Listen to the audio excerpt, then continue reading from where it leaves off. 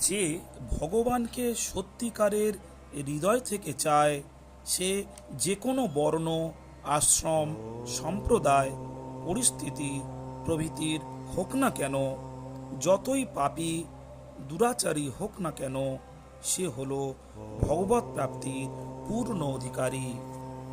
সাধক সংসার থেকে কখনো আশা রাখবে না, কারণ সংসার চিরকাল থাকবে না। আর পরমাত্মায় কখনো নিরাশ হবে না, কারণ তার কখনো অনস্তিত্ব হয় না।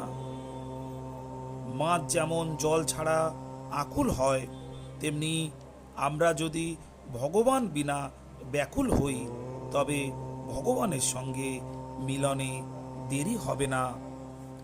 ঈশ্বর প্রাপ্তি করলে আর কিছু করার, জানার, পাওয়ার অবশিষ্ট থাকে না। এতেই মানব জীবনের পূর্ণতা ও সাফল্য।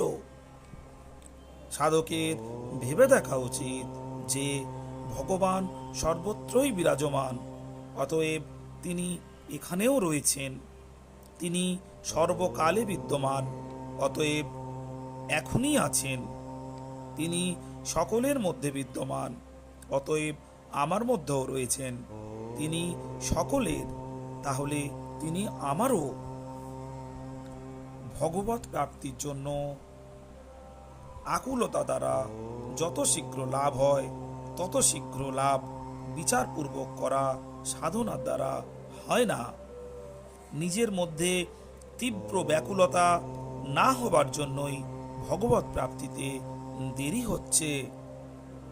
খেলার সময় লুকিয়ে থাকা বালকটিকে যদি অন্য বালক দেখে ফেলে, তখন সে বেরিয়ে আসে, কারণ সে তো ধরা পড়ে গেছে।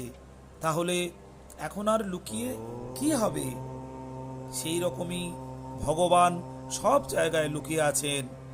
যদি সাধক তাকে সব জায়গায় দেখে ফেলে, তাহলে ভগবান তার থেকে লুকিয়ে থাকবেন না, সামনে এসে দাঁড়াবেন। ভগবৎ প্রাপ্তির সরল উপায় হল প্রেম, ক্রিয়াকর্ম নয়। তীব্র ব্যাকুলতা না থাকায় পরমাত্মা প্রাপ্তিতে দেরি হচ্ছে, উদ্যোগের অভাবে নয়।